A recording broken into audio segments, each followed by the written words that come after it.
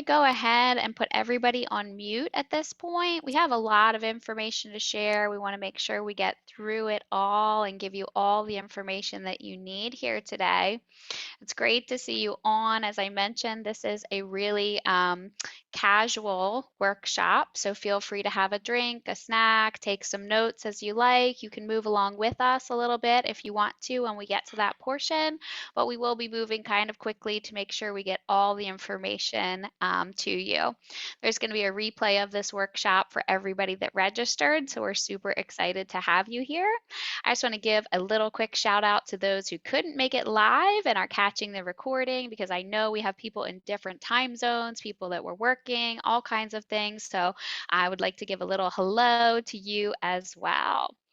So we are starting here with our Thrive After 55 Healthy Hips workshop, where we're talking about natural ways to reduce hip pain to enjoy life's adventures.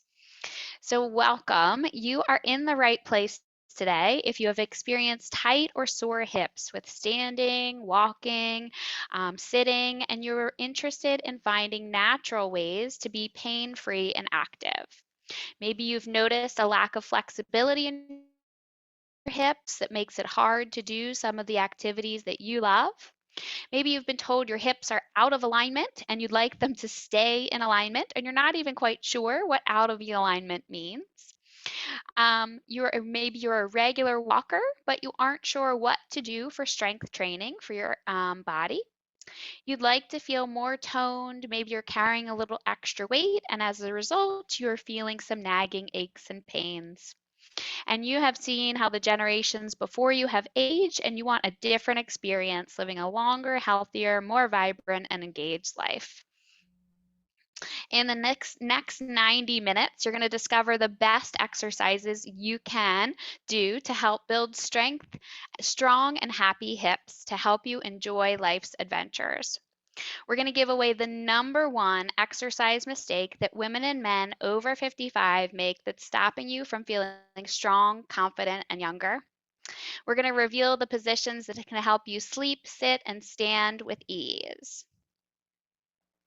In the next 90 minutes, we'll explore whether you're making this nutrition slip up when it comes to your nutrition, and how it affects more than just your weight, but it also affects your energy, your strength, and your joints as well. Our promise to you today is we're going to show you the exact steps to help you reduce hip pain, tightness, and soreness, help you improve your flexibility naturally to help you enjoy life's adventures without aches and pains. Here's the deal. Most people, especially women over 55, think that aches and pains are an inevitable part of aging and they're doomed to live with pain. How many, Facebook memes have you seen? How many chats with your friends have you heard that it's just an inevitable part of aches and pains have to come your way as you get older? I know, right? Brenda's like, yep, yep, yep. It's absolutely not true. With the right movements and the right nutrition and the right support for your body, it's not an inevitable part of aging. You don't have to have aches and pains along the way. You may have been so busy caring for your children, aging parents, that caring for yourself has come last. You haven't had the time or opportunity to really put your health first and take the time to care for your body. And it absolutely doesn't have to be that way. Results start with a strong vision and a belief in what's possible, followed by action with the right plan and support of a mentor in your corner. Let me just quick check the chat and make sure I didn't miss anything. Oops, Janina had to leave already. Oops, sorry, I'm going to go back.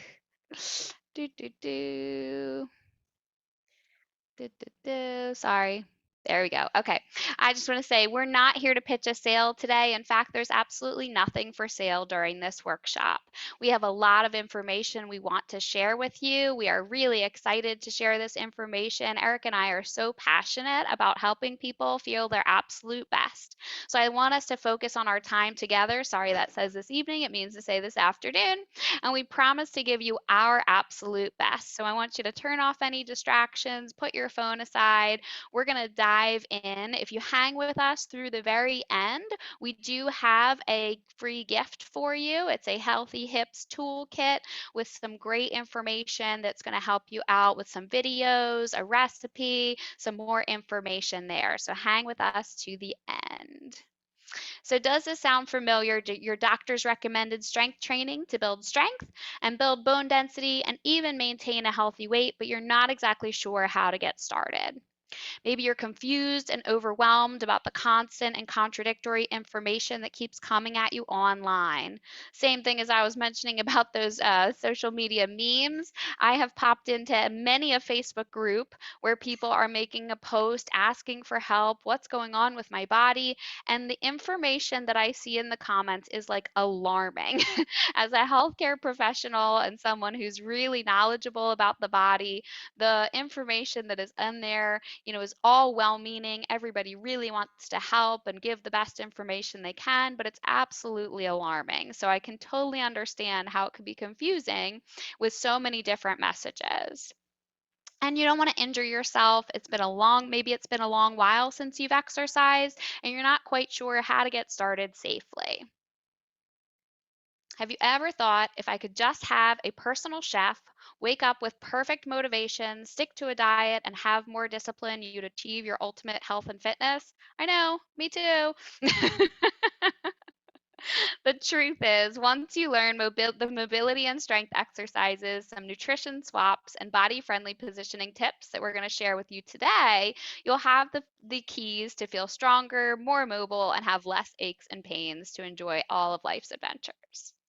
So as a quick introduction, I know so many of you that are on here today, but I know there's also some people that I don't know. So I'm Aubrey. I'm the owner of Vitality Fitness and Wellness.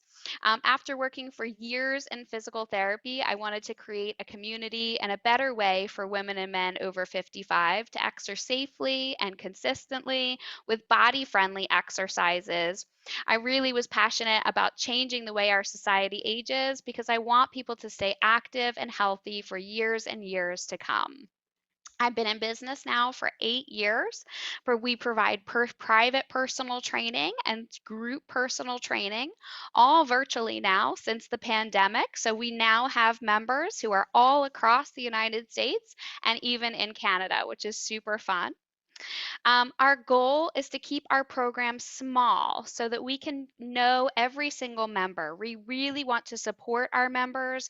We want to help you through your struggles. We want to celebrate your wins. We're not here trying to get thousands and thousands of followers. That's not our goal. We're here trying to keep a very small, close-knit community of members with similar goals, with the right leadership from our team to really be in your corner helping you feel your best.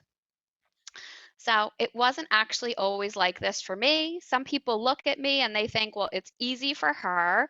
She's a fitness professional or whatever it is, those kind of statements. But actually, prior to starting my business, I never ever had a gym membership. I used to skip gym class in high school. It didn't come easy to me. I did dance and other things along the way, but I haven't always been like this. And I share that just to say that it doesn't have to be that way for you. Every single person can find a way to exercise and feel good. So that's my passion that I wanted to share with you today. And I'm super excited to be here with one of our team members, Erica. She's a personal trainer through our company, Vitality Fitness and Wellness, and I'm going to get her to introduce herself now. Hey guys, so as Aubrey said, my name is Erica. I've been with the Vitality team for about a year and a half now, and I'm going on 9 years within the fitness industry. Similar to Aubrey, I was super active as a kid, but it was never that weightlifting thing. It was dance, it was judo, it was swimming, that sort of a thing. And I got involved with the YMCA of Simcoe Muskoka, which is just north of Toronto. And from there, just fell in love with fitness. Started working with people, helped multiple people lose over 100 pounds. And just when people were coming to me talking about how they were able to do things that they couldn't before, things like getting up under their own power from the floor, things like being able to go out and go for a walk with their grandchildren and that sort of a thing, it really made my heart sing. And I was really fortunate to be connected with Aubrey and join her team, like I said, about a year and a half ago. And I am just super excited to be here and hope that, and actually, I know that this little presentation we're doing today is going to help a lot of people better understand and reach some goals and get themselves started if they're not already moving. So from here, we're going to go on to the anatomy. So you're looking right now at a basic picture of what your hips are going to look like. And because there's so many muscles that join between the low back as well as the hips, sometimes we can have a problem in our low back that manifests in the hips or vice versa. So there's some things that are very difficult to discern which way it's coming from.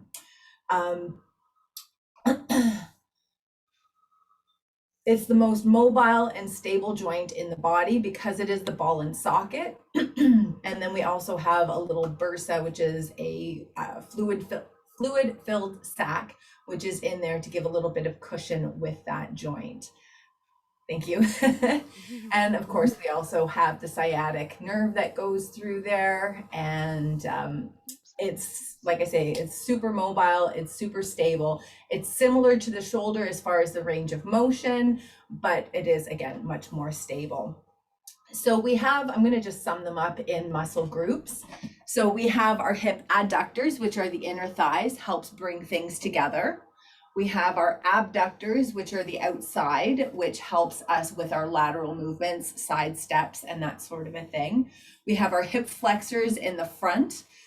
So that helps us shorten the distance. And then we have our extensors in the back, which are the glutes, and that helps us stand upright. Just a quick note about those hip flexors. One of them is our psoas muscle. It's the one muscle that joins our back to our leg. And when that flares up, it can be a real son of a gun and actually sends us into a fight or flight mode, which is kind of interesting. And we have a number of different stabilizing muscles as well, like the pelvic floor, for example. And whenever we're doing any work with this, it's so important that we are working on those stabilizing muscles because that's going to help everything stay in place. So we wanted to go through a few common conditions for the hip. So some things that can cause some problems along the way. There's certainly things outside of these conditions that can cause problems in the hip, but we wanted to review a few of the most common conditions that can cause some problems in the hip. So the first one is osteoarthritis, and that's the regular form of arthritis that you hear people think of.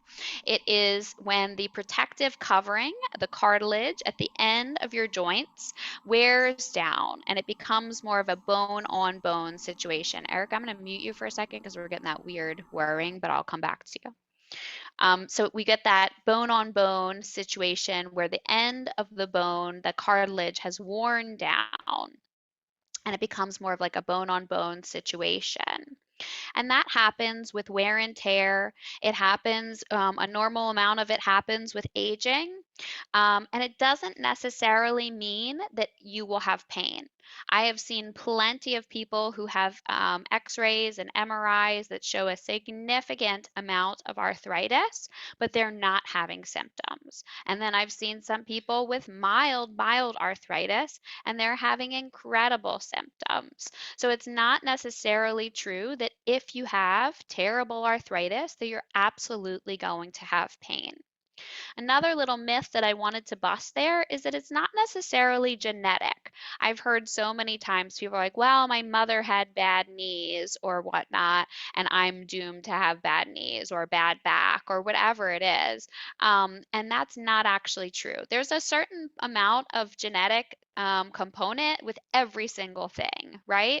But osteoarthritis is a little bit more of your own body's wear and tear, your own body's alignment, your own body's muscle structure and the way it helps support your body to, if you don't have that right muscle structure, it can create more time when your bones are rubbing against each other and in out of alignment and create a little bit more arthritis.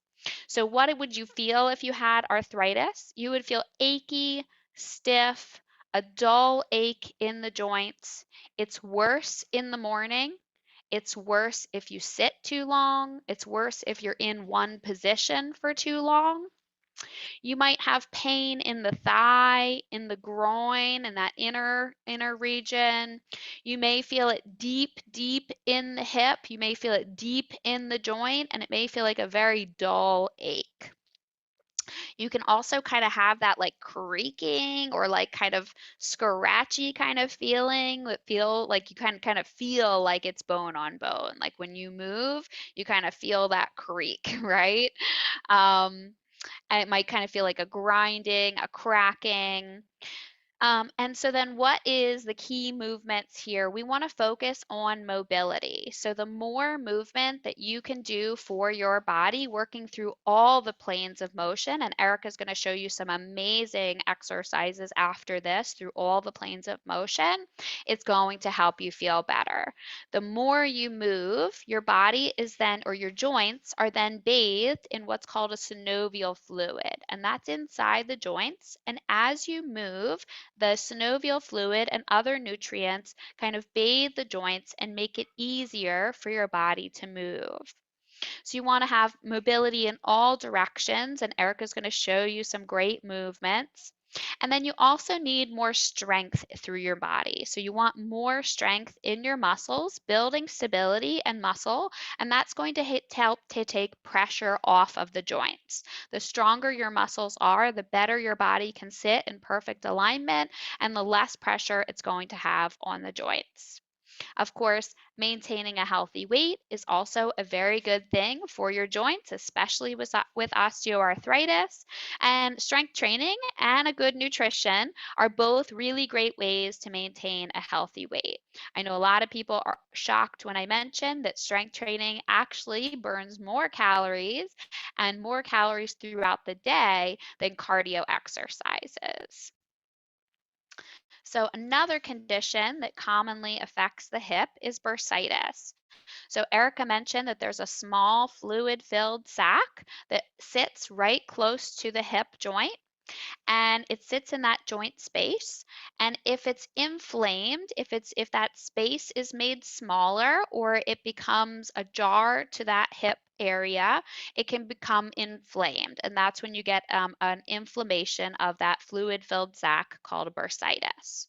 It can happen from an injury, it can happen from a fall, it can happen after a surgery, or it can happen from just kind of an irritation, maybe an overuse of a particular way that you're using your hip. The way that you will feel this is you're going to feel sharp pain for the first few days, and then it'll feel more dull and achy. The pain travels down your thigh and is more on the outer side of your hip.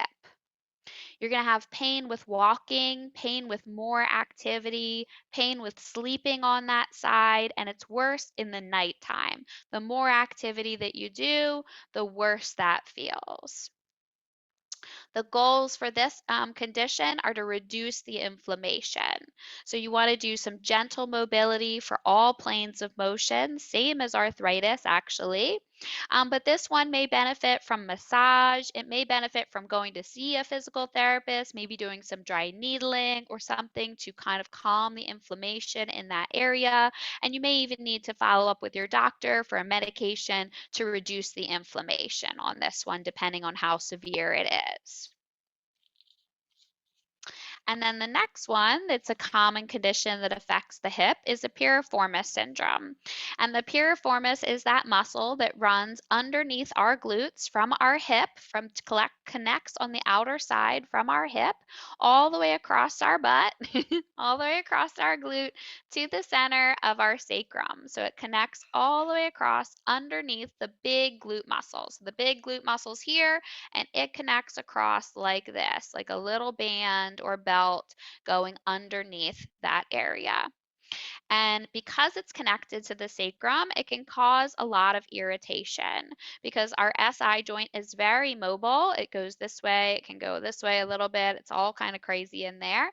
And so if you would have a fall, if you stepped off the curb the wrong way, like that's a common way that that one bothers people is you kind of like miss the curb and step down kind of hard. Then your sacrum can be kind of out of alignment a little bit, can put a lot of pressure on the SI joint.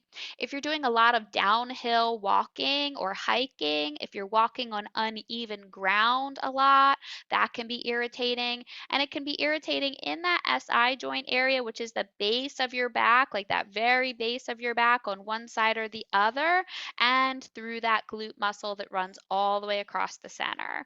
So it can be a pain directly in the middle of the glute, or it can also be up a little bit towards your lower back. It's a pain directly in the middle. I think I just said that. It's worse if it is in a figure four position. So if you cross your legs or you go into that figure four position with your legs, crossing one leg over the other, that's more like Erica's doing right now. That's that's more painful for you. It's important to work on the mobility of your hips, but not immediately go into those piriformis stretches. You need to go into some gentle mobility first, and then work your way into stretching the piriformis as it's calmed down a little bit more. You're going to work on the strength of your outer hips and the strength of your glutes. And we're going to go over exercises for all of these as we progress with this, but we wanted to go over some of these common conditions first. And then I threw in sciatica in there because it's not actually the hip, but it's very closely related, and a lot of people confuse it for a hip or a back problem. And so I threw it in there to kind of like rule out the two. So sciatica is very similar to piriformis syndrome, but it actually stems from the lower back. It comes from a compression of the nerves that are running through your spine. It might be because you have a bulging disc. It might be because you have some narrowing through the space of your spine. You may have some pain, numbness, tingling, can feel like a sharp pain that goes down your leg. It may go all the way down into your foot or your toes. It's best when it stays closest to your back. That means it's not as severe, it's getting better. Um, and then the relief from that comes with a focus on strengthening the core, working the core muscles. Strengthening your glutes helps, but there's also a couple particular exercises for the lower back that are helpful with that condition.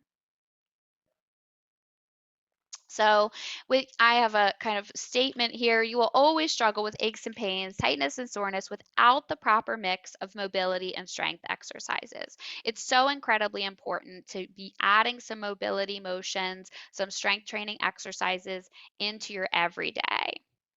So Erica's going to go over here. I'm going to make sure that I'm going to stop sharing for a second, and I'm going to make sure that you can see her really well. And then she's going to go over some of the mobility movements for you. Okay, so one of the things that we always want to keep in mind whenever we're doing anything is making sure that we have a good body alignment. So I always talk about, for example, if we're standing, we have the triangles in our feet, the ball of the big toe, the ball of the little toe, the ball of the heel. Add a spread and grip your toes. As soon as you do this, you're going to feel a difference in the way that your hips are set. You want to keep your knees soft, a little bit of a tuck under, lifting up out of the hips. So we have a tendency when we're standing to just kind of sink in, and we just want to think about lifting up and kind of creating space through there. Ribs down over top of hips, shoulders over, up, back, and down, and keeping that nice tall alignment. So one of the things for mobility is going through dynamic movements. So as a part of your warm up, you would be moving in and out of these stretches. So for example, I'll just do one of my favorite here. It's a little bit more advanced, but hands down, coming back into a bit of a down dog here, and then inhaling, coming forward. So you sort of breathing in, 2, 3, sink in, and then exhaling back, 2, 3. Nice stretch through the hamstrings, which is a part of the extensors. In, 2, 3, forward on the other side, and then exhaling back 2, 3. So when you're gently moving in and out, it's not too much pressure, and you definitely don't want to feel any kind of pain when you are doing this. If you feel pain when you are doing stretching, you can actually be doing permanent damage to your soft tissue. So it is super important that you listen to any of those alarm bells that are going off in your body. The other thing is we would reserve a static stretch. So that's when you get into the movement and you hold it. And when you do that, that's reserved for after your workout. And the reason for doing it after your workout is you can actually lose a bit of strength and power from doing those statics. So holding the static stretches is more about increasing your increasing the length of the muscle and increasing that flexibility. And the dynamic is a little bit more of a warm up. So as a standing movement, one of my favorites, anybody here that's done my class, can you put Erica in a large screen? Let's see. Erica should be, if you go to your speaker view, if anybody's having trouble seeing Erica, if you go to your speaker view, Erica should be a large screen. I can take myself Uh, off for a second, and that might help. Mine, There we go. Hopefully that perfect. Let me helps. just move my mouse back. Perfect. Okay, so taking your feet about shoulder width, maybe a little bit wider, rolling your shoulder blades back and down. I like to spread my hands and place them on the low back. If you have any kind of trouble with your shoulders, that might be a little bit much for you. In that case, you can put your hands onto your hips.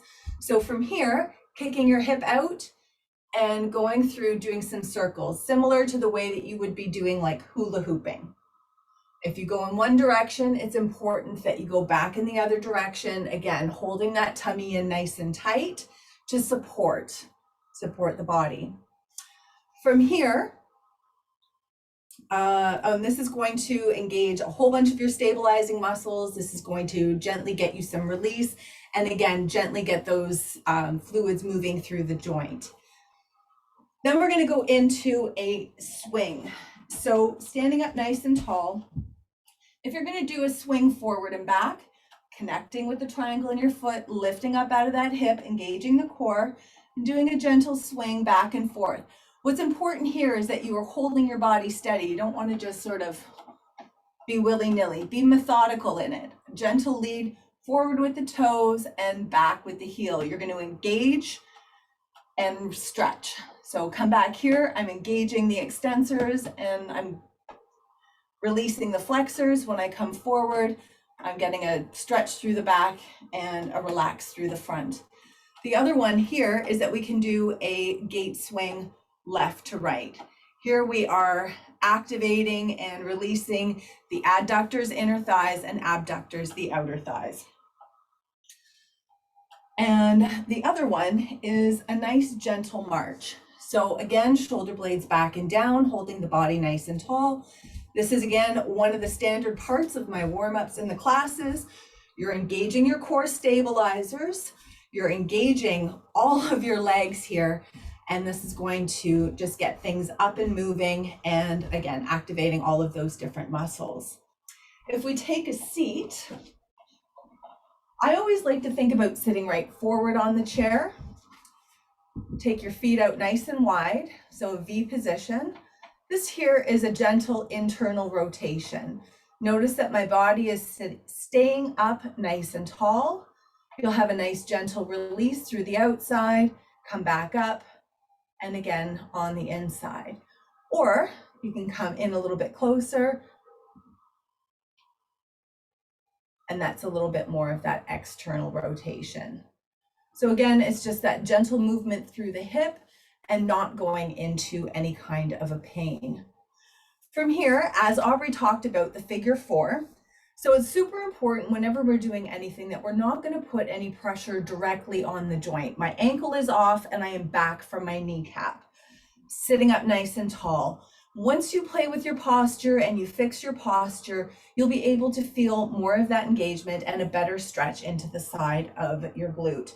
From here, you can gently put a little bit of pressure on the knee here, or sorry, on the thigh, because we're not going to put pressure directly on the knee. And you'll feel it again, just opening up a little bit more through the joint.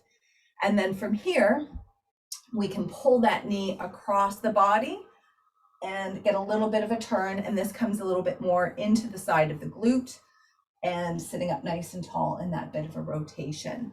Now, if that is a difficult position for you to be in, you can have one leg extended, the other leg over top, and then gently pull up from here. So that's another way to play with that. And again, coming in, once you've done those, I like to also put my hand out, gentle pressure, not to pain, leaning forward. We lead with our chest. When we lead with our chest, our back stays flat. If you lead with your chin, you're going to slump over. You'll get in deeper, yes, but you are going to miss a lot of that gentle stretch and engagement into that joint. Another one that you can do is coming forward as if you're putting your breasts onto your ankle here.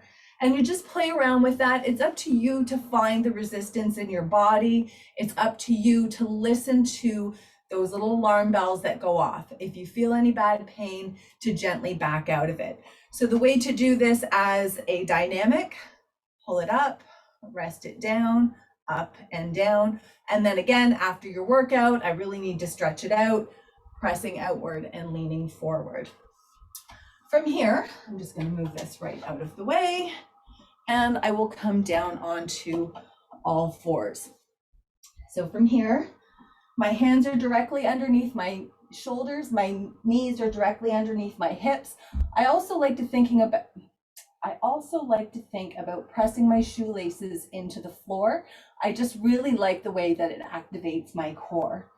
What's super important about this is, again, we keep the body stable. So it's one thing to go through and do a hip circle. So going through, if you keep your body stable, it doesn't have to be a huge range of motion, but by keeping the body stable, you really get a good range of motion and you have that control. Anybody can do this, but you can see the difference. Keeping your body steady, then you're actually working a lot more of those stabilizing muscles. You're going to work on controlling that core better. In turn, you'll have much better stability through your hips. So from here, I'm going to just grab my cushion. We are going to look at child's pose. And there's a couple of different things that we can do to modify child's pose. Ideally, our heels are back on our cheeks. I like to open up my thighs. It gives a little bit of room for our tummies, and leaning forward. Now, I recognize that not everybody can have their cheeks on their heels. You can put a cushion underneath, give you a little bit more support. So pushing your heels, your bum back to your heels, and resting your forehead down. You can stack your hands if that's not comfortable, or you can use another cushion, a yoga block, or something like that. That way you are supporting your body and getting in there. It's just a great way to open up and get some release through that low back. And from here, we'll look at doing a slow mountain climber.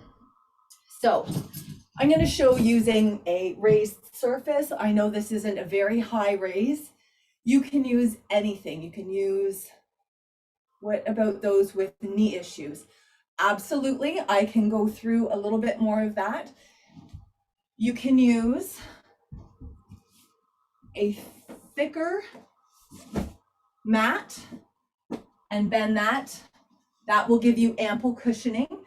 And you can also do some of these in a standing position as well. And I can demo that in just a moment. For your cushion under your knees, or, oh, sorry, Aubrey's answering there. So for those slow mountain climbers, my hands are underneath my shoulders. I'm going to step back into that plank position and bring one foot forward. If you need to, you can touch the toes down, give it a rest, and then extend, and then bring the other one back.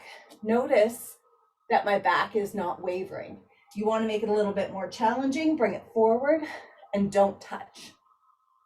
And you can play around with this, again, varying the height of the surface that you are working on.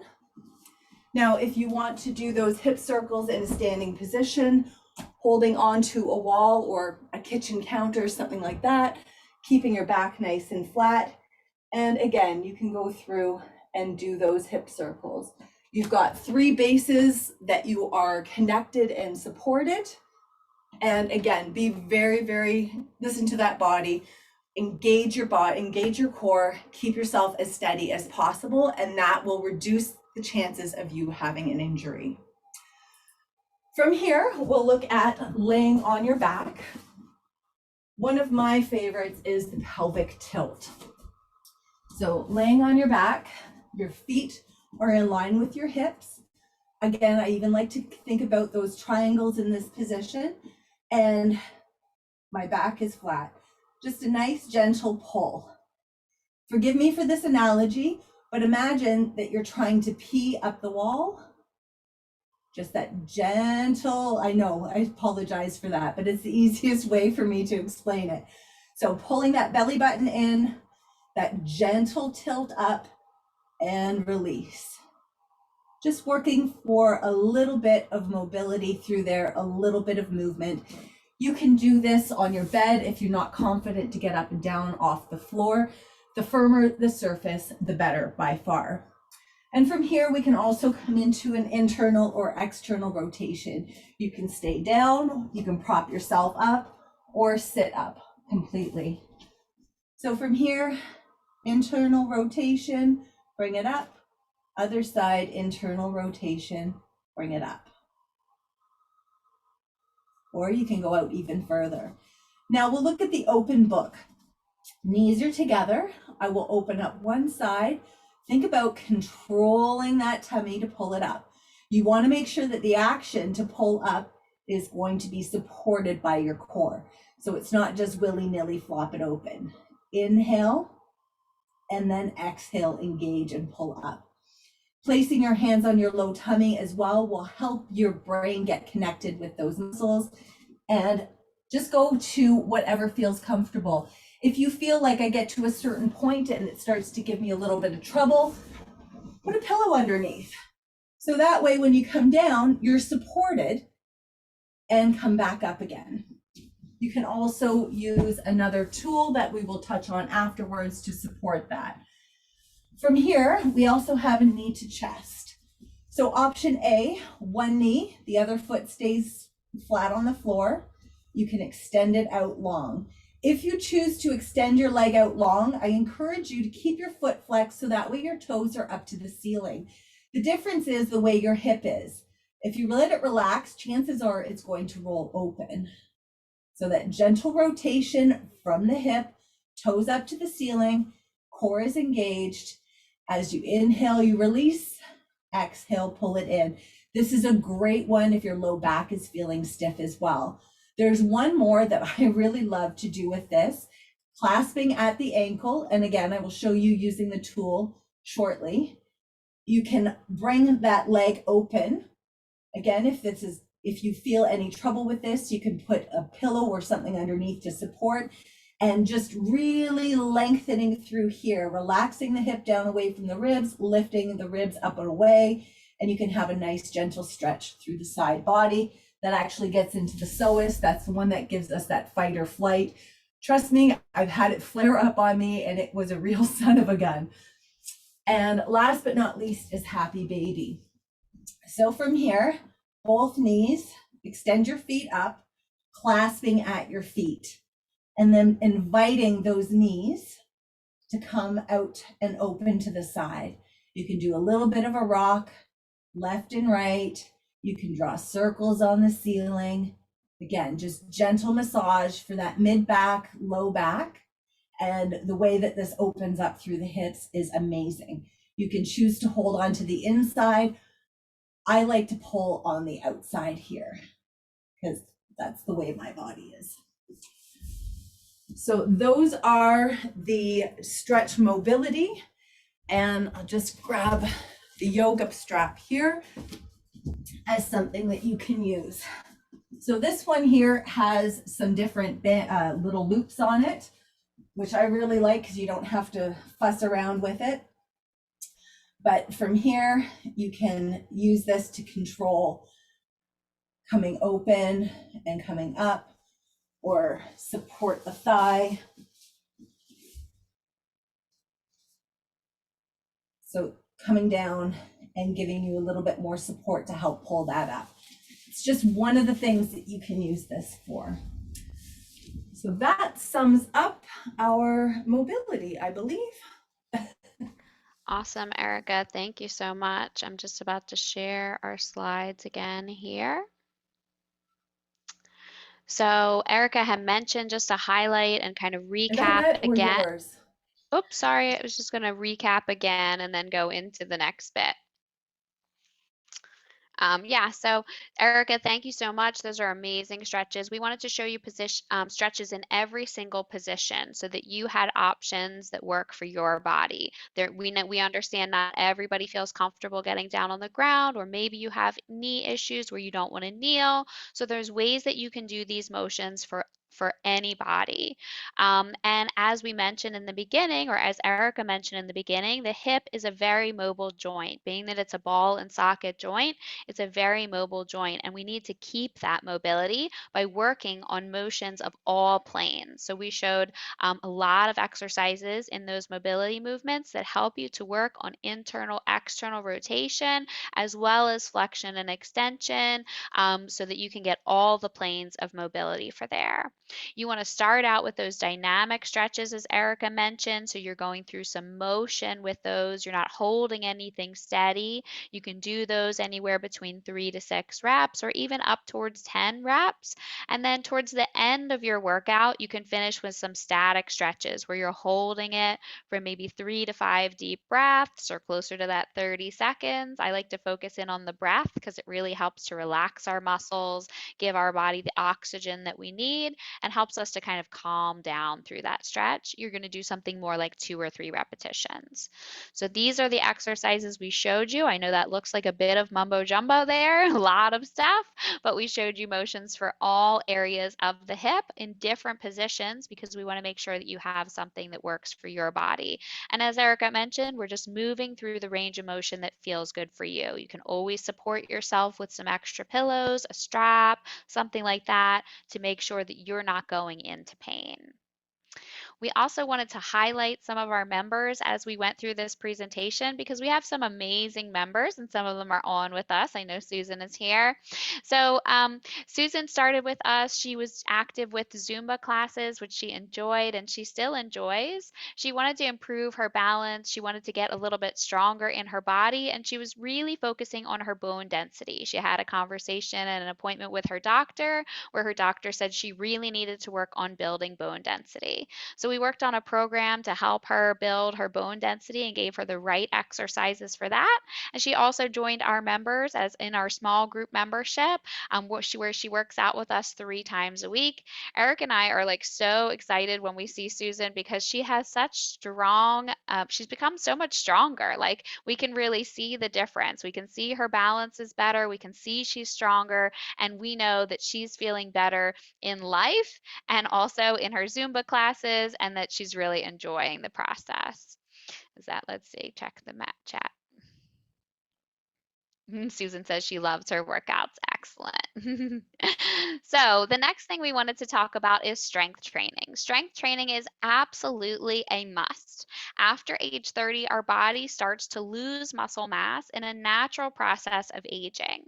You can lose about 5% muscle mass each decade, and the more muscle that you lose, the more pressure that puts on your joints. So you need to stay strong and active. You need to have strong muscles to take pressure off your joints to have less pain through there. Let me just check the chat one more time. Yay. Sandy says, yay.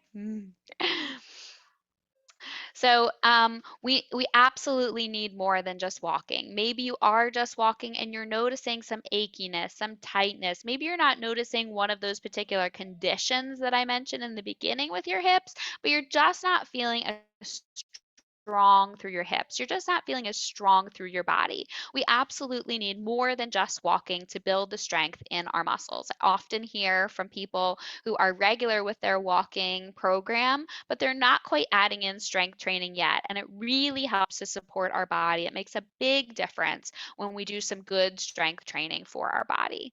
Strength training helps us to build muscle. It helps to protect our joints. It helps to build bone density, and it can even boost metabolism, as I talked about earlier. So for our strength training, you want to make sure that you're working out 3 times a week. You want to work on 8 to 15 repetitions each set, and then you're going to do 2 to 3 sets of each exercise.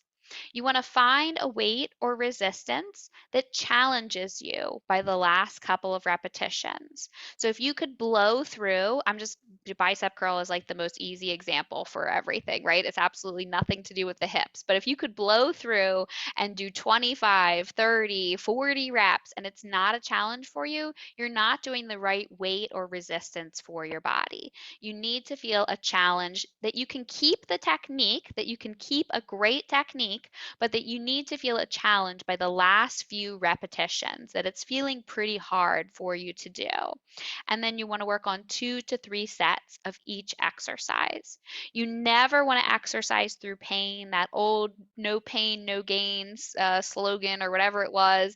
Throw it in the garbage. It is not good. You want to move your body through healthy movements that feel good for your body. If you're experiencing pain, something is wrong and we should check in. There are exercises and ways that we can adjust things for absolutely everybody. So never exercise through pain.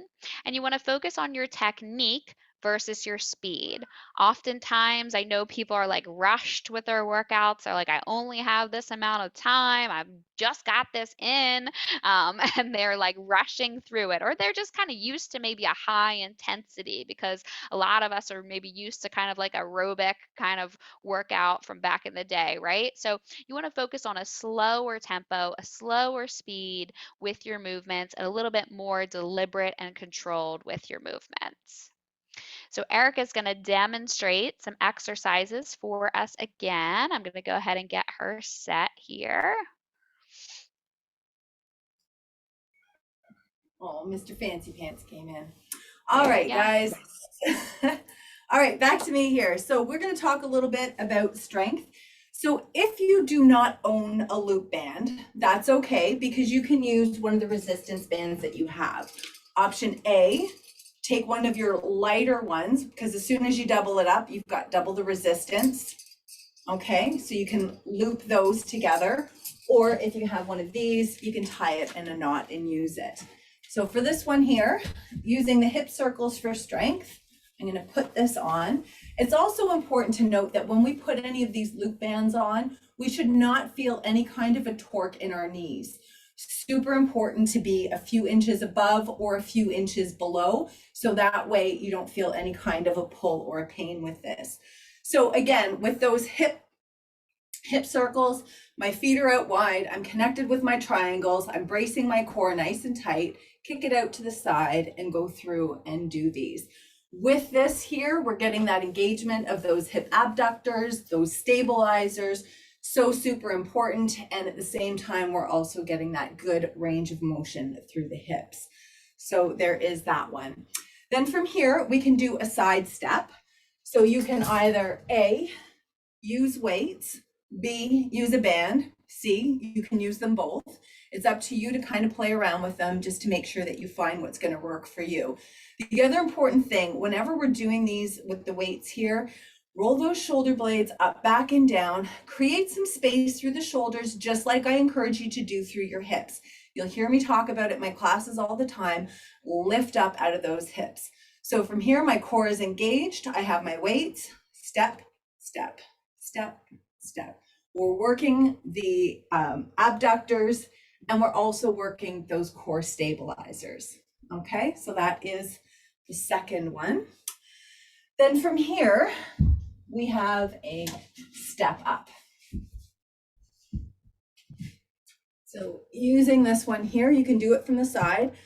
If you have any concerns with balance, etc., I would really encourage you to use a wall or something else that you can use for a little bit of stability. My foot is connected with the triangles, my core is engaged. I'm going to push through that heel, come up nice and tall. I know he looks ridiculous with his shaved jaw. Push through the heel, come up nice and tall, and then control it back down. So that is the side step up. You can also do this facing. So tummy is tucked in, something for stability, push through that heel, come up and control it back down. So it's not just I'm walking upstairs, slow and controlled, push through the heel, come up, and inhale, come back down. When you push through your heel, you're going to feel your bum engage much more.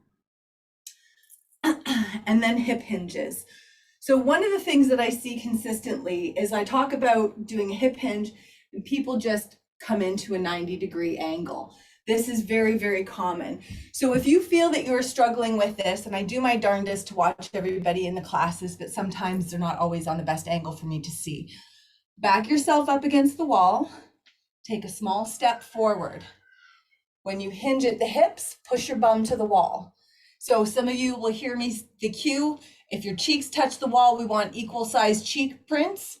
That's the sort of thing that I'm talking about. And as you get more controlled in this, you can come a little bit forward.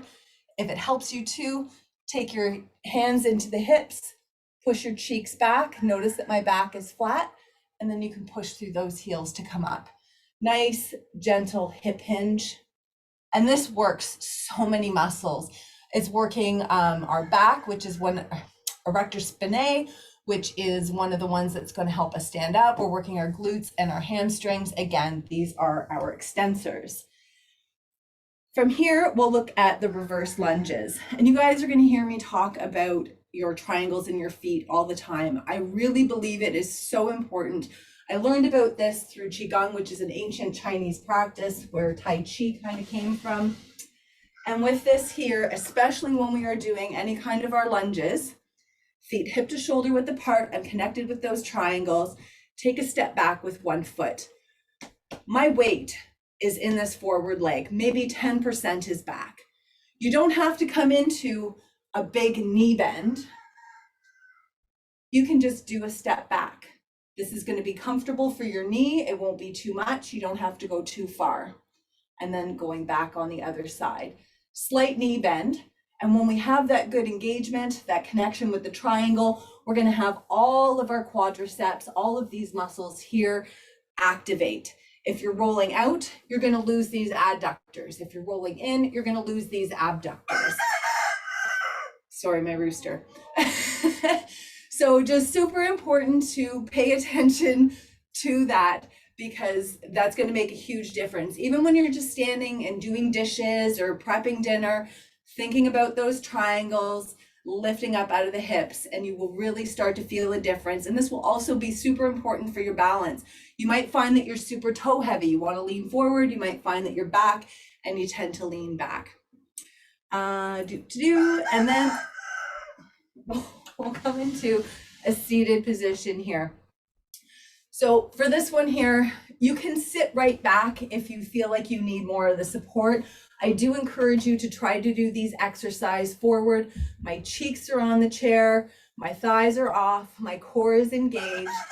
We're going to alternate bringing those knees up. You're going to feel those, your core.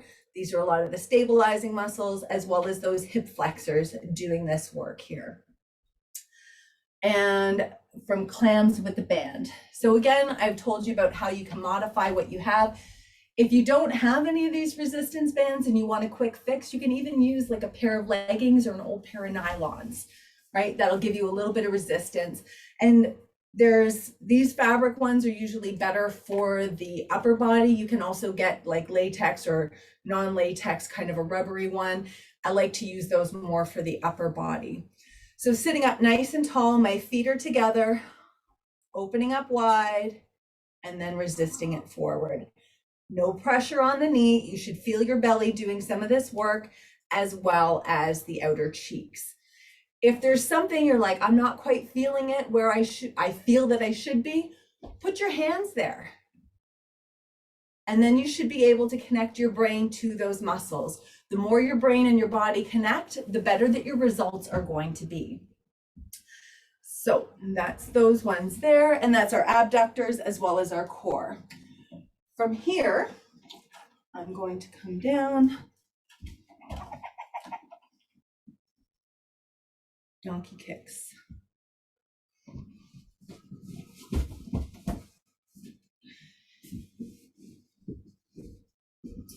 So from here, we'll come back into this all four position. Belly button is lifted, shoulder blades are back and down. And from here, for a strength move, you can also work on some more of these. If you get a little bit of a touchdown on the other side here, that will help you to get a gentle release through your glute. Come back, up, back, and down, and then come back. From here, you can also do what's called a dirty dog. Cock your leg to the side and bring it back. I'm trying to keep my back as stable as possible. When in all fours, think about if I had a bowl of soup on my back, would I be spilling it? You want to try and keep it there.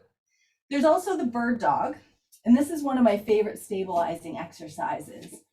You can either work through just your arms, extend the leg, flex the foot, lead up with the heel, touch it down, bring it back in. Other side, extend, lift it up, touch it down, bring it in. Or one arm in the opposite leg, out, up, down, in, out, up, down, in, alternating it that way. So if you try doing one arm, one leg, and you feel super wonky, break it down to just doing the arms. Break it down to just doing the legs. There are modifications for these as well that you can do them in a standing position if coming down on all fours is not working for you. There's also the donkey kick. So flat back, flex that foot. I like to think about like knocking on the ceiling with that heel, keeping the back as flat and as stable as possible. You can bring it down, come back up. You can pulse it at the top. There's a number of different ways to play with this. Again, these are the extensors. This is your glutes that it's going to be working. And from here, we can also come into those slow mountain climbers. I will demo on the floor, but again, you can do this using a raised surface. So I'm in my plank position, shoulder blades back and down. My gaze is just forward of my hands. Bring that foot forward, bring it back. Inhale forward, exhale back. You can hover the foot. You can touch it right down and play around with that to what's going to work for you. Just again, shoulder blades back and down. And then from here, we're going to come on to your back and we'll look at the bridge. My heels are in line with my sits bones. My belly button is tight. I like to have my palms face up because this way I'm not using my hands to push down in. There's nothing wrong with using your hands for a little bit of support. The first time you do it, maybe hands down. Second time, maybe hands up. Maybe try and bend your elbows. It's up to you to find the challenge that's going to work with your body. So I'm connected with my triangles. I push through the heels. I come up. My weight is through my shoulders, through my heels. There is no tension in my neck. Inhale down, exhale, push up. And then we can also look at coming into a figure four and doing a single leg. Whenever we can get into doing the single leg work will actually be the best because we are going to work each leg individually. Quite often, if we have one leg that's going to be much stronger than the other, even though we don't intend to, that strong leg is going to carry that weaker leg, whether we try to leave it out or not. That is that. Oh, and then clams. So laying on your side, bring your body out long. Knees come up towards hip height, heels kick back. I always like to place my hand on my cheek. And just like when we're in the all fours position, work on keeping your body stable. From here, lift that knee open and control it back down. Notice that my body isn't shaking because anybody can just kind of go like this, right? But you're going to lose the isolation. That's another reason why I like to place my hand there, because in that way my brain is connected and that strength is going to be coming from these abductors, the outer glute. Okay. And again, you can also look at adding a band to it. Play around with it, start with nothing, feel it out, and slowly progress. Because if you go in with a 10-pounder right off the hop, you're going to set yourself up to set yourself back. Okay, I believe that was all of the strength ones. Awesome. Thank you so much, Erica. Those are great exercises. We tried to share a variety of exercises in different positions. A lot of them are focusing on our glute muscles, our outer hip muscles, and our stabilizer muscles that are so, so important to keep our hips strong. Um, as we mentioned, you're going to work on 8 to 15 repetitions of those exercises, picking maybe 2 or 3 that work on a particular area and doing a few sets of each. We just want to do a quick note here that, oops, am I on the right spotlight? Sorry, make sure. There we go. Okay, sorry. I want to make sure you guys can see everything. You can see my slides, yeah? Yeah, Yes. awesome. Excellent. Thank you. So we wanted to make a quick note here about closed chain versus open chain exercises. So what the heck does that mean? Closed chain exercises are when there's an anchor point from your body to the ground. So an exercise like a bridge, a squat, a step up, a hinge, a bird dog, versus an open chain exercise where it's like a hamstring curl, or maybe you've seen people do like lying on your side, raising your leg straight out to the side, or lying on your belly, raising your leg straight back. It's much more, if you can, include more closed chain exercises than open chain exercises. You're going to get more co-contraction of the muscles. You're going to get a more real life functional motion of the muscles, because in real life, we use our muscles in co-contraction. They work together. They don't work with just one muscle firing at a time. So the more we can incorporate exercises that use all of our muscles together, that work together, the better we're going to have for a more functional carryover for our to see the results that we're looking for to help us in our day. I have a quick chat here. I want to make sure. Oh, was that old? I think that might have been old.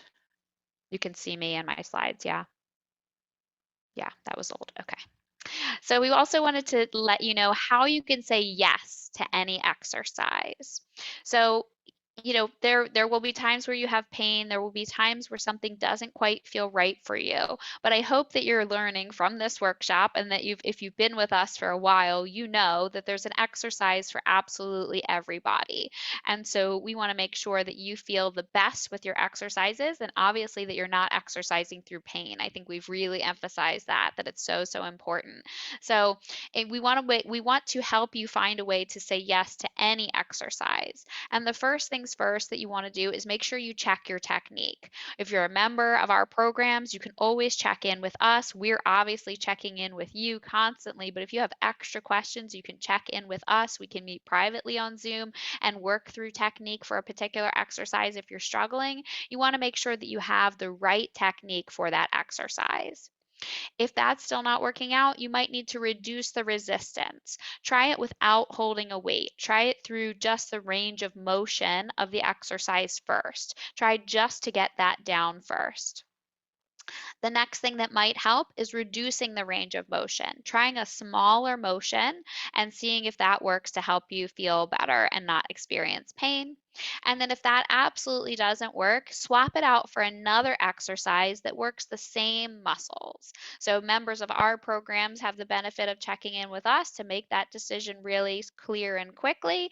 We can help you out with that, but you might need to kind of research it if you're working on your own, or send us a message. But something like, if squats were bothering you, bridges work the same muscle group, and so you could swap those out. So if you're still struggling with a particular exercise, you might just swap out an exercise that's working similar muscle groups, and help you feel better.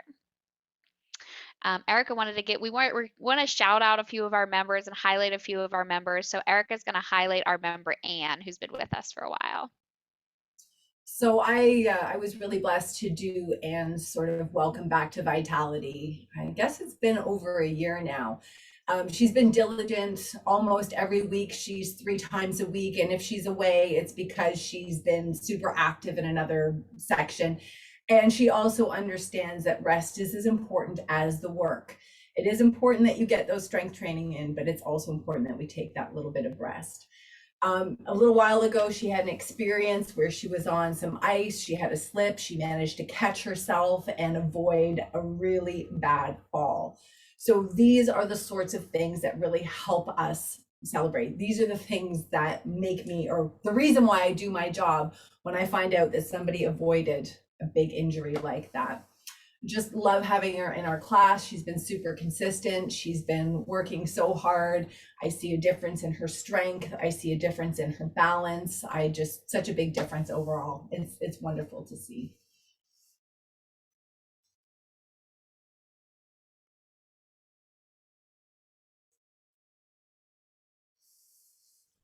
Sorry, I lost my cursor there for a minute. It was hiding.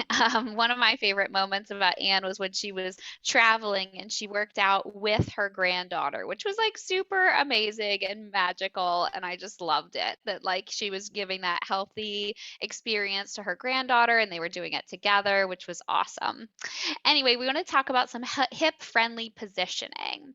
So, as we mentioned in the beginning, some of these things that may be going on with your hips may be flared up in different positions, and we want to help you find the best positions for your body in these different positions. So, sitting, when you're sitting, you want to sit in the best posture that you can. So, if you can sit on the front edge of your chair, bring your feet flat and supported on the floor. If that's not possible for you, bring something ahead, bring a book, bring a stool, bring something underneath so your feet are supported.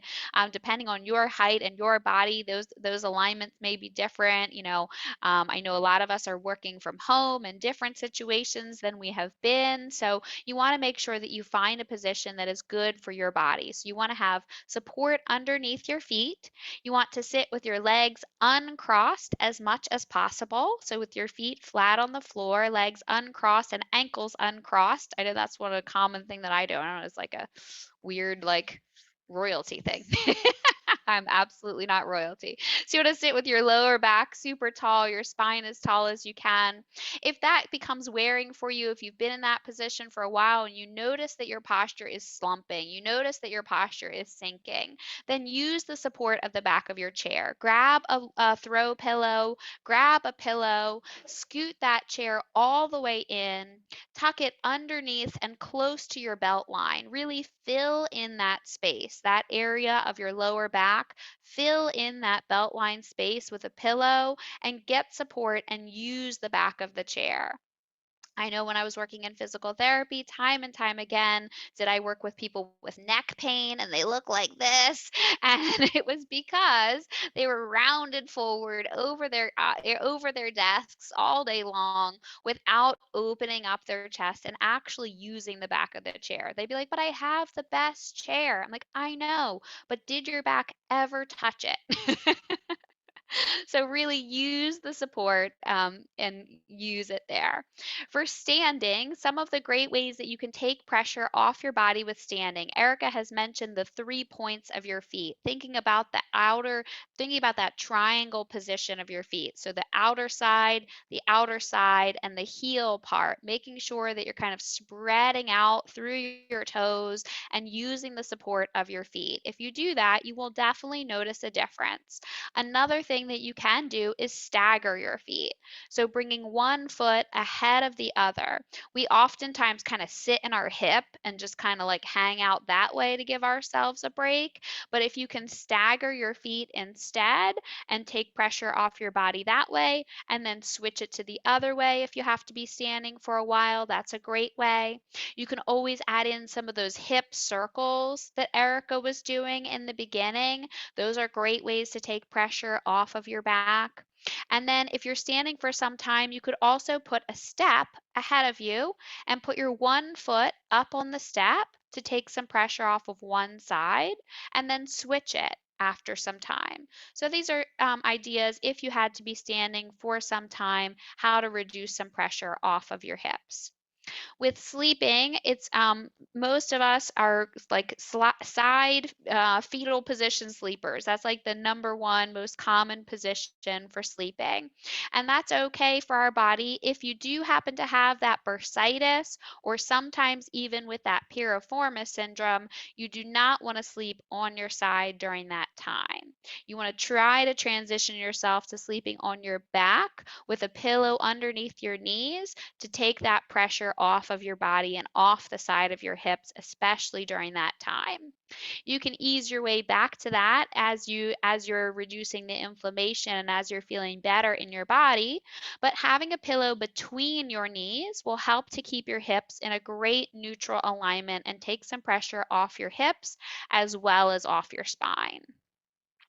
And then, of course, having supportive shoes is really important. Some of us have bad feet, right? Some of us have arches that are collapsed, or arches that are super high, or maybe weak ankle muscles that have happened over time. Maybe you've had some bad ankle sprains over the time.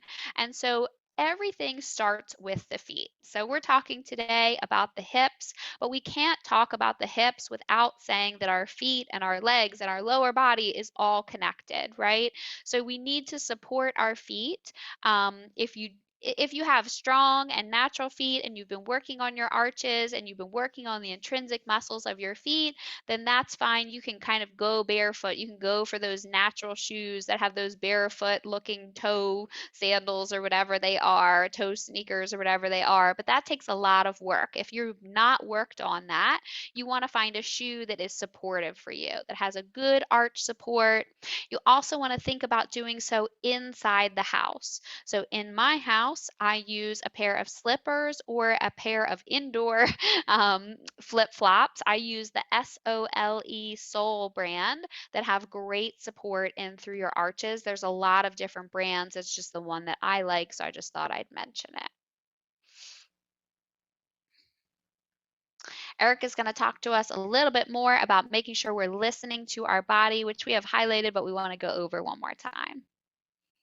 I just want to say as well, the whole point about the shoes in the house, it's so important. I wear my Birkenstocks, or I have my work shoes here that you'll see me wearing in all my classes. They have orthotics in them. Can't swear by that enough. And I wore those toe shoes for years, and it did way more harm than good. Anyway, because I didn't listen to my body, which is what's up next. So as Aubrey touched on before, that whole no pain, no gain, it has no place in our lives. It is not going to do us any good. We have to learn the difference between the good pain and the bad pain. The good pain is that burn, like, holy smokes, I'm really struggling to get through these last few to finish this set. That is the good pain. The bad pain is something that is sharp. It is something that is grinding. It is, and if anything even just feels offside, let us know. And because these are such important messages that our body is telling us that something is off. And if we just keep pushing through it, it is not going to do us any good. It will actually set us back. So if we don't listen to our body, we're going to have that pain. We're going to have that fatigue. We're going to end up losing out. We're going to set ourselves back. I had an example, one girl that I had been working with, and we were trying to get her to be able to get up off the floor. She could not get up off the floor under her own power. And she just pressed through a big snowshoeing event, and then she couldn't get up off the floor anymore. We were really good on the ways to getting surrenders done, and she really set herself back. Fortunately, she didn't lose that motivation, but if you have that injury, you have to take the time off. It will be much harder for you to get back into that routine. And again, you're not going to achieve those goals. You're not going to have the motivation. And again, you run the risk of a very bad injury. And when we do listen to our body, next slide, we're going to have that steady progress. We're going to start to feel that energy coming up. It's just so important. And we're going to find those small and steady wins. Those little things like being able to do a reverse lunge without being wobbly. Super important, right? Those are the little bits. And then it's like, okay, well, now I can do 12 of them each side and I'm not being wobbly. And if we're not going to end up with those major injuries, we're not going to end up setting ourselves back that way. So super important. And it will keep us consistently showing up. We can find those modifications for you. Like Aubrey was saying, you know, anybody that's in my classes, that's on my Facebook, reach out to me anytime. I'm pretty darn good about getting back to you. It's very few and far between. I don't have my phone in my hand. I totally spend too much time on my phone. But anyway, like Aubrey said, reach out to us. We can always give you the modifications. You know, stay a couple minutes after class. We will gladly take the time because we want nothing more than for you to feel safe and strong and supported. So, we wanted to talk briefly about fueling your body for healthy joints. You want to make sure that you're reducing added sugars in your diet. So, not to say that you can't have any sugar whatsoever, but sugars are very inflammatory for our body and for our joints. So, take a few extra minutes to read your labels, take a look at do a 3-day food log. I use an app called MyFitnessPal. It's very easy to use. It shows you the nutrients of the food that you're eating. You can even scan labels and put in common foods very, very easily. Take a look at your nutrition over 3 days. See how much added sugar you're getting. See what fatty foods you're getting, especially those trans fats.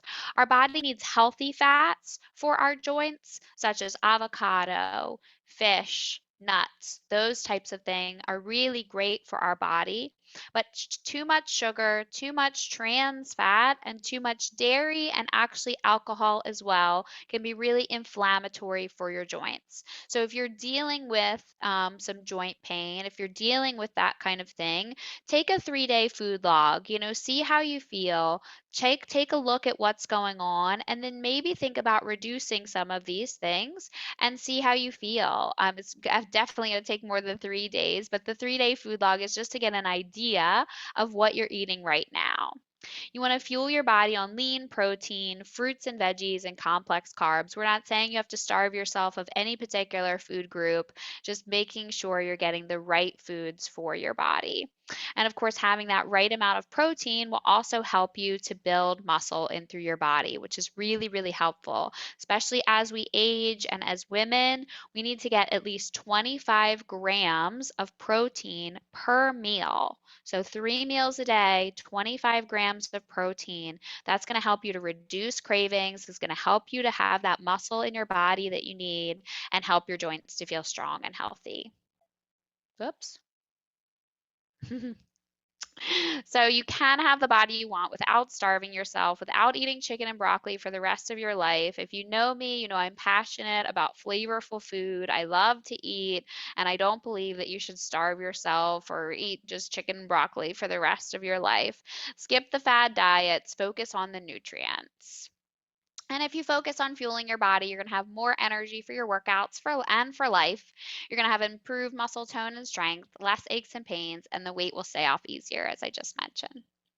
So Erica's going to go through pretty quickly because we're running a little short on time here, Erica. We have some secret pain zapping weapons when these exercises and mobility things aren't doing the absolute trick. These are some of our favorite tools to use. So I'm going to get her spotlighted and she's going to go over that.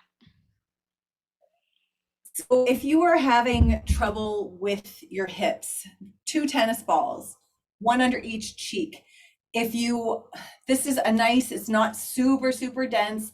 If you are experiencing a lot of pain, do this on your bed. That extra cushion will be that little bit more gentle. So placing them underneath your cheeks, doing some of those pelvic tilts, doing some of those open close, like the open book or the clamshell type idea when you're on your back. Gentle. Okay. So if you are up for something a little bit more, you can get a lacrosse ball. This has the density of a lacrosse ball. And this is a Go Fit ball on a rope. I know you can buy these on Amazon. Now you can make one of these yourself using a tennis ball, an old pair of pantyhose, or an old sock. The thing I love about this is there's no go-go gadget to get it in place. You can just back it up against the wall, put it into your cheek, and then you can just rock back and forth, roll around. You're going to give yourself a really good massage. Key is, do not overdo it. There is such a thing as too much of a good thing. So, but this thing here, best thing I ever bought in my life. Holy smokes, it is an absolute lifesaver.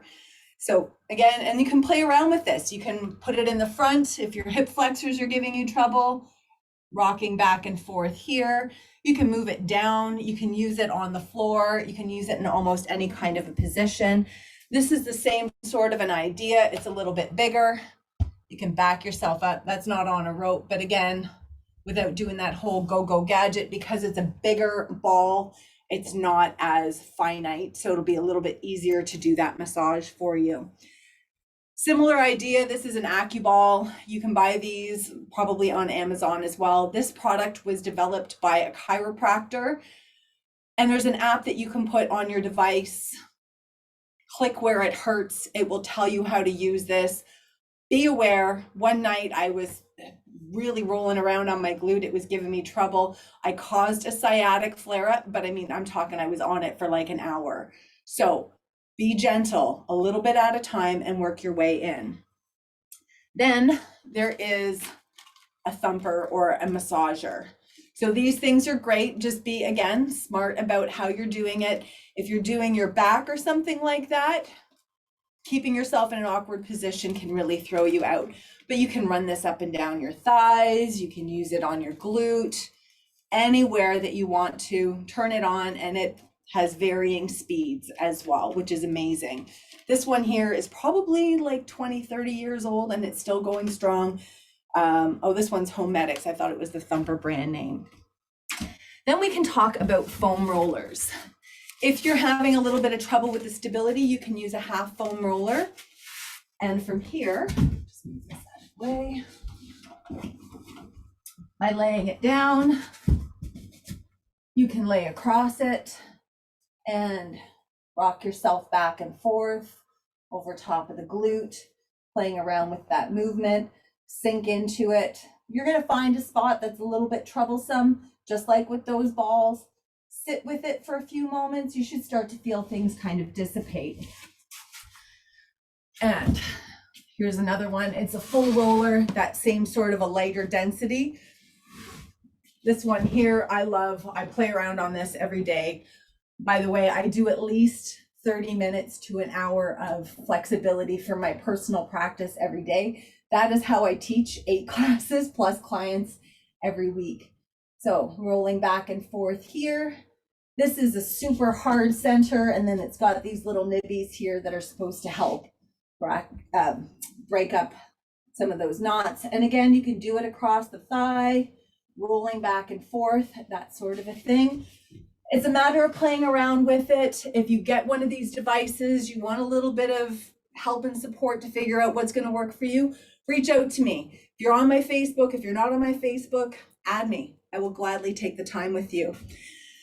Then I'm going to talk about this. This is motion medicine. Sorry, it's super bright outside. Yay, sunshine. It's a Canadian product. The US product does not have wintergreen in it because for some reason, I'm not sure, the US government has chosen not to have that on their allowed products. This here gives me relief inside 30 seconds. I am not kidding you when I say 30 seconds. I was having trouble with my ankle one time. I near sprained my ankle during class. I put this on and was able to finish my class. My sister, who is a nurse in Washington State, swears by it because no, it is better than BioFreeze. BioFreeze, I'm not going to slag off a product, but I used it once and it did next to nothing for me. It is, yes, it's only menthol. So one of the things that you should also be aware of, because this does have menthol in it, this also has a number of different other essential oils. Menthol, however, with prolonged use can actually thin your skin.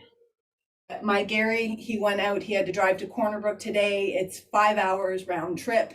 He had pulled something in his back that's been giving him trouble. I put this on so he could get through. It's called Motion Medicine. Thank you, Aubrey. I know you can order it on Amazon. This is literally the bee's knees. This is an absolute lifesaver for me. Voltaren, which is another product, it has diclofenac added in it.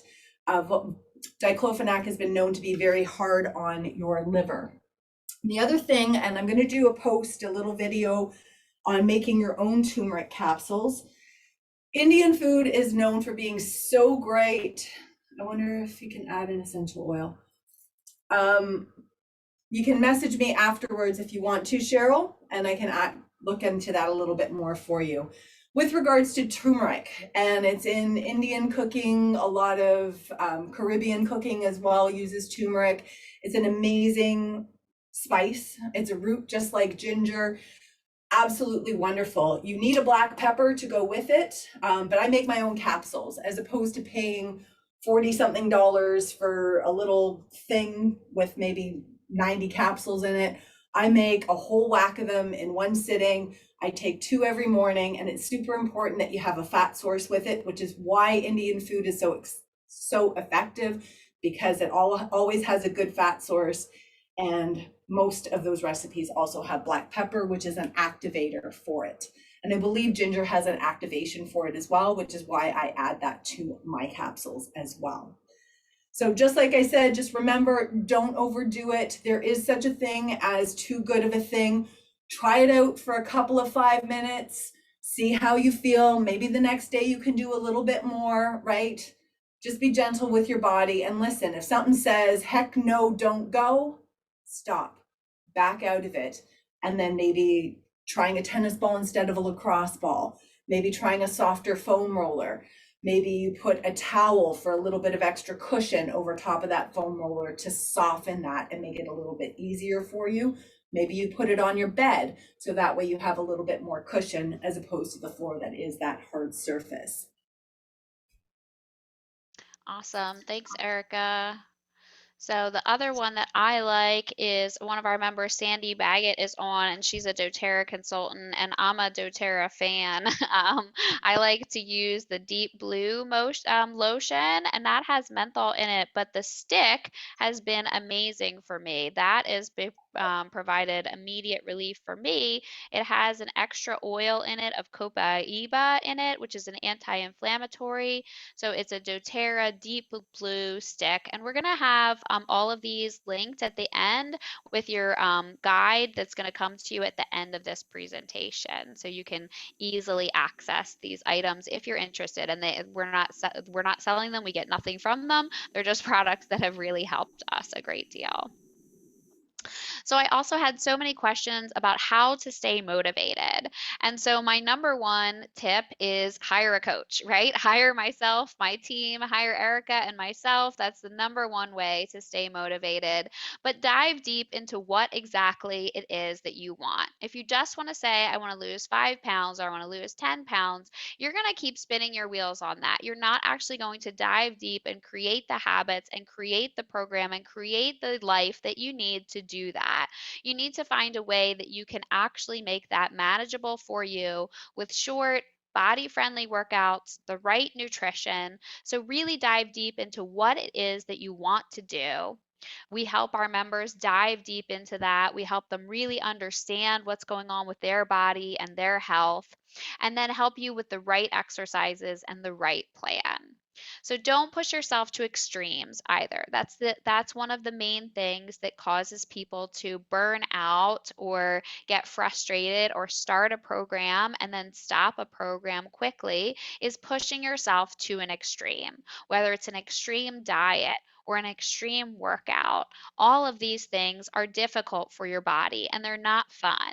So you have to find the right balance for you. We help our members find the right exercises, the right push, so that they're not pushing themselves to the extreme and then they're losing motivation, they're losing steam super fast. If it's something that makes you feel good and you see that you're feeling good and you notice that you're feeling good, you're gonna do it again and again and again. And that's why we have members that have stuck with us for years and years and years.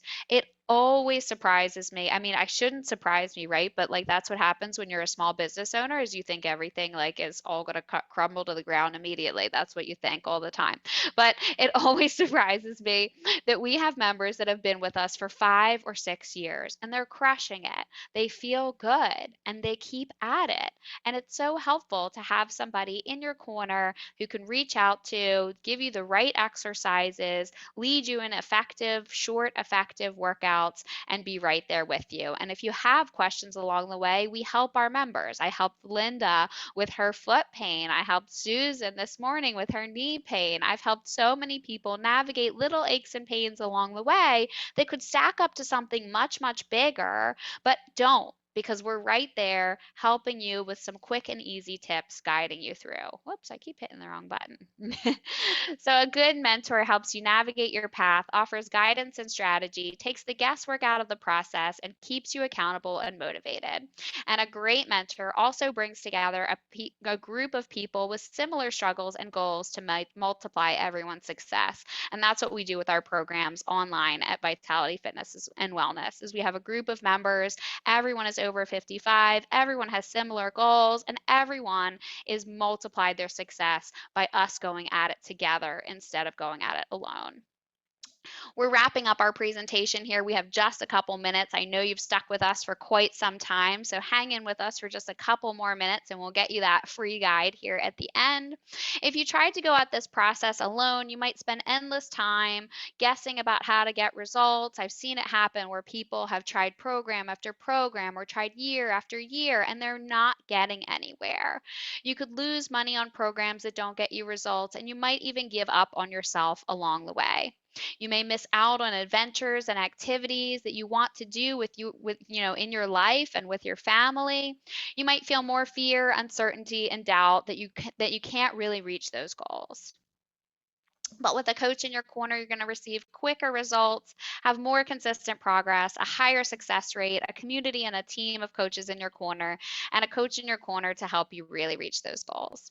So today we promised we would show you the exact steps to help you reduce hip pain, tightness, soreness, and improve your flexibility naturally to help you enjoy life's adventures without the aches and pains.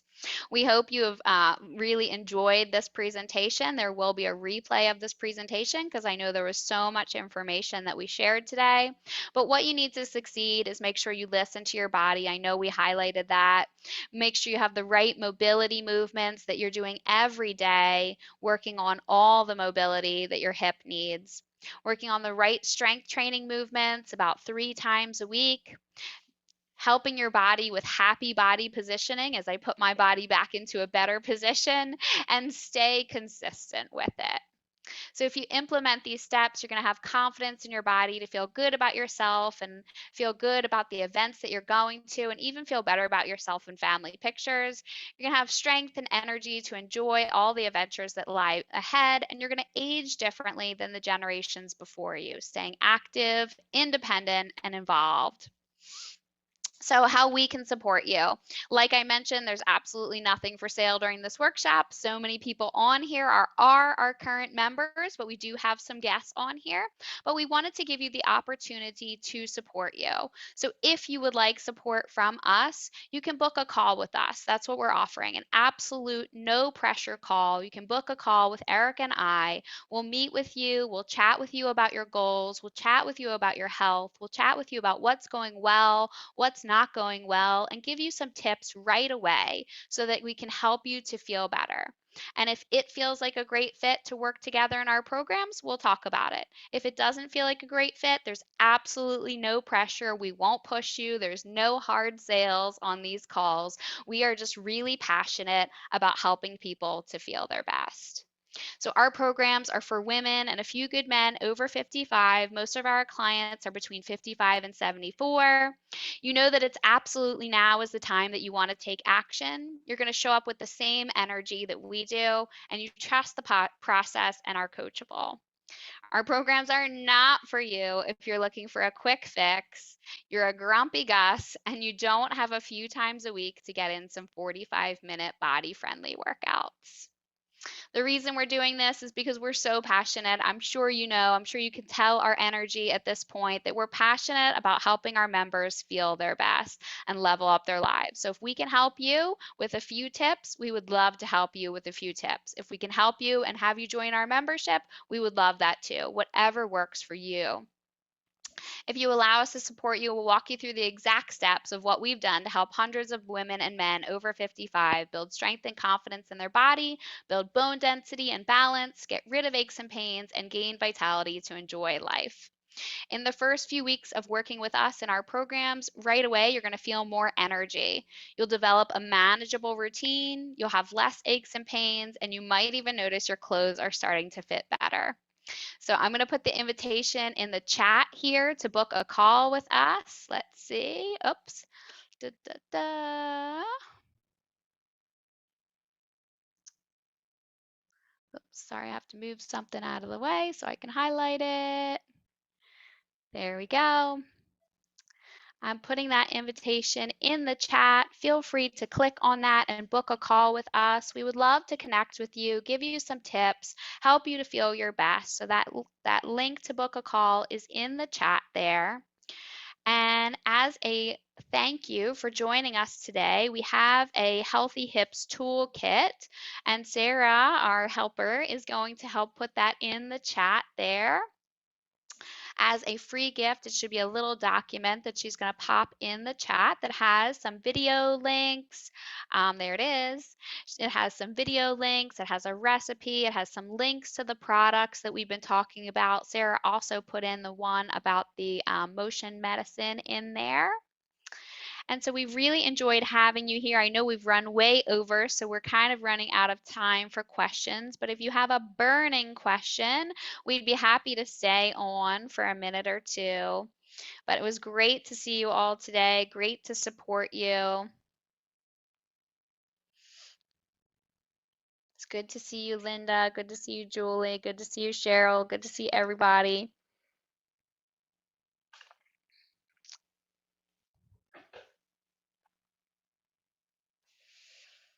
If anybody has any burning questions, feel free to let me know. I'm happy to answer them in the last couple minutes here. Can't see you, Aubrey. You can only see me. Oh, bummer.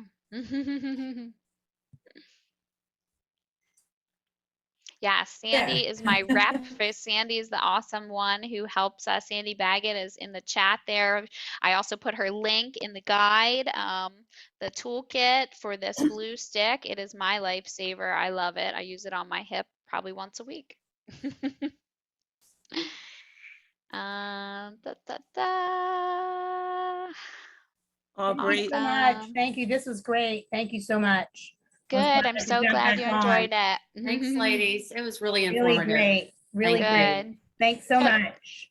Somebody have a question? Toby, was that you? No, All I figured it out. Don't worry. right, you got it. I It's think I good to figured see it you out. all. It's telling me that you can't save the download except it's a weird like message. Is there another way to send it, like by email or? Yeah, I could send it Okay. over. Yeah, because for Yeah. some reason I'm afraid that if I close, Yeah. when I close Zoom, it might not be It'll there anymore. disappear or something. Yeah. Hard to tell. Okay. Yeah. Okay, thank you. Yeah. It was really, I'm glad that I was able to be live. I didn't think I was going to be able to. It was really very helpful. Excellent. Great information. Excellent. Thank you, as Yes. always. Yes. Thanks for joining, Thanks. It everybody. It was was great great. to see Thank you so you. much. Okay, thank you. Thank Bye. you. Bye-bye. Bye. Tomorrow, but not on Monday. Aubrey, I didn't see the toolkit. I don't know. It's in the chat there. We may just have to send it out as a for everybody. Excuse me. Ooh, I made it this whole time without coughing. It's in there. It's up there though. Let's see. If Julie Cheek is still in here, if you find a Shoppers Drug Mart that has like a little home care section in the back, they sell things like I walkers for think people. Julie logged out. Okay. Sarah's going to include it in the replay when she sends that out. That would be great. So everybody gets that toolkit and the links and information. It's great to see you all. Thank you so much for joining us. If you don't have any other burning questions, somebody trying to chat? No, we're good. We'll see you. Thank you. Thank you. Thanks, everybody. Thank you. Oh, I think somebody's trying to speak. Oh, are they? Hope? Hope, do you have a question? Let me see. Is it just, do you have a question or are you trying to log out? Can't hear you. Yeah, hang on. Unmute her. I'm trying to ask her to unmute. Mute. There you go. Oh, Ta-da. there we go. Sorry. Was no super helpful, and I really Good. it's great, especially because I do sometimes use the Voltaren and I do use the Biofreeze, so it's good to have another product that you think has less things that I don't want to be affecting. Mm-hmm. Okay, now you're Awesome. lost. I'm glad you enjoyed it, Hope. It was great to see you. Yeah, thanks, and I will talk to you again and see you soon after we get Yeah. home. Yeah, excellent. Sounds great. Have a good weekend. Awesome. Bye bye. Thanks, everybody.